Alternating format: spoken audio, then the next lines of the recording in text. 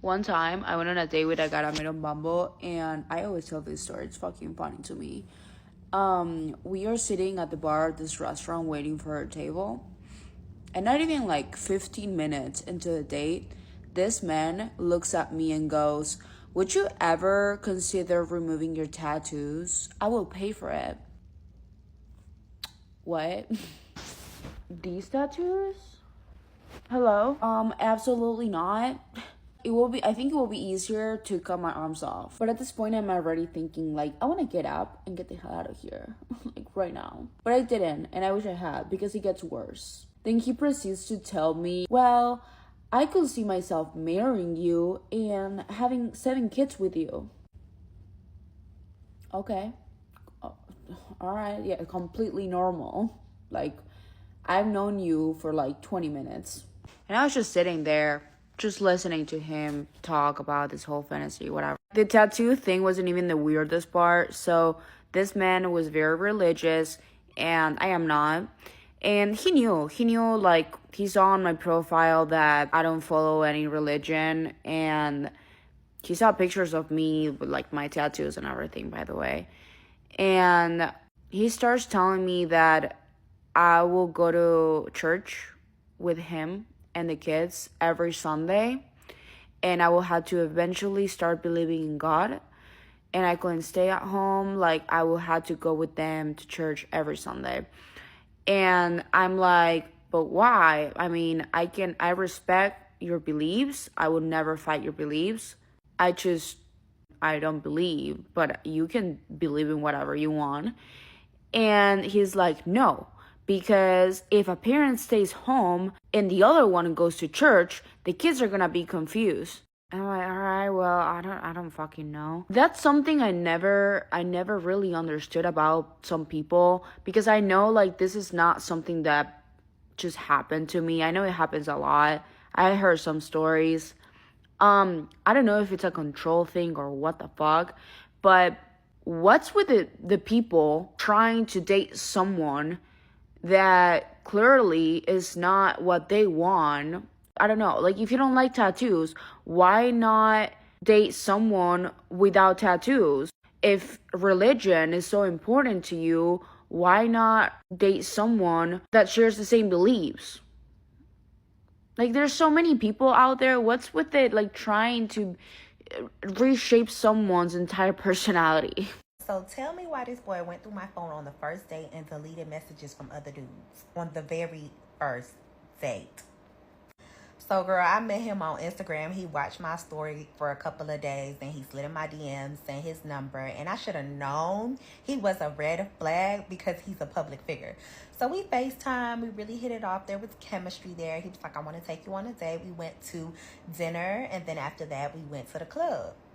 I ain't gonna lie, dinner was a vibe, but I'm also the type of person, like, I can literally bring the personality out of a rock. Then we got to the club. It's lit. We turning up. He with his homeboys. I'm looking good. Like, the vibes are there. The Don Julio. I'm feeling like the bottles just keep coming. Like, ooh. So then it's time for us to go home. And I like to play Hermes games with this coochie boo. He's like, are you going home with me? And I'm like, no, you're taking me home or whatever. Which I should have just got back in the Uber, but we was going the same way. And I was like, he might as well, take me home, drop me off. So on our way home, he asked to see my phone because he said that his phone died and he didn't know the directions to my house. So I'm not thinking nothing of it. I'm a little tipsy, I'm a little lit, and I give this boy my phone. So then I'm like, okay, we hug goodbye. Like, I had a great time with you. And he texted me when he got home to let me know he made it safe. So I'm not thinking nothing of it, right? The next day, I go to my DM because I knew that certain people had messaged me. And I got a photographic memory. So I know exactly, like, I could close my eyes and tell you where a shoe was 2 weeks ago where I put it. Like, I have photographic memory. I go to my DMs and I notice a couple of DMs are missing. And I'm like, am I tripping? And then I'm like, I go to my messages and I notice, like, because I don't save people number. I just remember the number. I don't save people number. So I'm looking through and I noticed a couple of my messages are deleted too. And that's when it dawned on me that this nigga actually went through my phone. So I blocked him from his real page. I blocked his Spencer and I never talked to him again because I think that is absolutely insane to go through somebody's phone on the very first date. Like, that's crazy. Dating Storytime. Now, this was the worst, one of the worst experiences I've ever had dating. Now, I dated 24 guys in about a year and a half. I was determined. I know a lot of people say that that's exhausting. How could you do that? I would never. But let me tell you, at the end of the day, I am so happy in the happiest relationship that I've ever been at 42. And that's because I dated. I really dated, okay? And a lot of the women that I work with, by the way, who end up in happy relationships, not that they have to date that many guys, but they go on dates, they meet people. They're not just sitting there. Anyway, I digress. The worst date that I had ever been on happened to be a guy that got out of his car. I was actually on my way to another date. He got out of his car in the middle of New York City traffic, by the way, at a red light. You don't do this unless you have a death wish. He got out of his car because he wanted to ask me for my Instagram handle.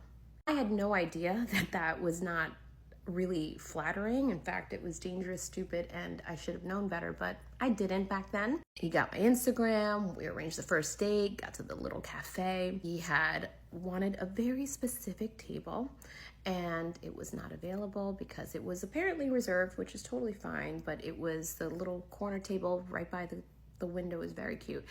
He was like, no, I want that table. They said, sir, that's reserved.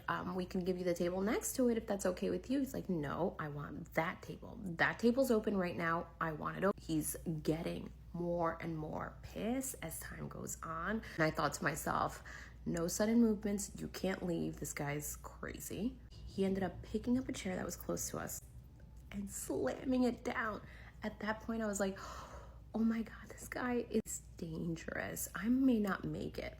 I tell him, oh my God, it's so hot. I need to go refresh myself in the bathroom. I'll be right back. I tell my girlfriend, I call her. I'm like, Stace, I'm with a complete psychopath right now. You have to call me in 30 minutes and let me know that I need to rush home. I didn't want to make it sooner because I didn't want to make it too obvious. Now my survival mechanisms are kicking in. I was like, act normal, pretend you're having a great time, pretend that you're really into him so that when you do get that text or whatever, like he can't really tell. And it worked, okay? So I was very nice, very pleasant, but my whole thing was I need to get out of there as soon as possible. And I did. He texted me like 20 minutes after I left. I was already in the car on the way home. Once I got home, I blocked him. Never again. Well, any possible way he could have contacted me, he was block. Moral of the story is grand gestures like that require a level of crazy. So if you see a grand gesture and you really don't know this guy, run. Yo, I'm so over the dating scene. I was talking to this dude, fine as hell, brown skin, green eyes, tatted, chef's kiss. He fine, he communicates good. Like, we wasn't even talking that long, but I told him I had a problem. That man talked to me about it, took accountability. We vibing, we talk every day. Seemed like he into me, I'm real into him. Till that one fateful night. The other night I'm supposed to hang out with him. Supposed to get together at 8 o'clock. That afternoon I went to brunch with my homegirl. She picked me up, she dropped me off. When she dropping me off, I call him, like, when we getting together tonight? He told me 8 o'clock. I'm like, dang, that's so late. Like, I just be wanting more time with him, Homegirl dropping me off around 5:30 something. Sit there, we talk in the car for about an hour. Around 6 something, I'm going in the house. Mind you, last time me and him talked was around 5:30 something on FaceTime when he said, I'll come over at 8. I'm chilling, just waiting, like I don't really have nothing to do. As I'm editing my last video, I'm falling asleep, I'm dozing off. So I hit post on that video, I lay down, go to sleep. I ain't wake up till 5 o'clock in the morning. I had a message from him when I woke up at like 8:19, I think, talking about, so like, come over at 9 type. So when I woke up at 5, I texted him, it was like, I fell asleep. That's all I said. He texted me dry for a couple messages, so I asked him, like, are you cool? He like, yeah, I'm great. I just know that you lied to me and I just don't see why. Like, we're not even in a relationship. There's no reason for you to lie to me. He said he don't believe that I would sleep that long. From around 7:30 to 5 a.m. That's about 9 hours. The average time a person sleeps is 8 hours. He's like, I know you wouldn't sleep that long. If you had other plans, you could just told me that. I would have respected that more. And so I'm telling him, like, I'm not lying. So then I decided to go through my whole day after we got off that FaceTime call yesterday. I'm like, I did this. I sat in the car with Shorty. I came inside. I'm editing content. I ended up dozing off. I fell asleep. He like, so you're telling me you was asleep for that long? I'm like, yes. He like, that don't make sense. That don't make sense. I'm like, how don't it make sense? He talking about, you ain't get up to check your phone. You ain't get up to go to the bathroom. I'm like, no, I was asleep. I'm like, oh, you know what? I just got a Ring camera around when I met Buddy, so I ain't even had it too long. I was like, you can look at the live feed. You can't edit a live feed.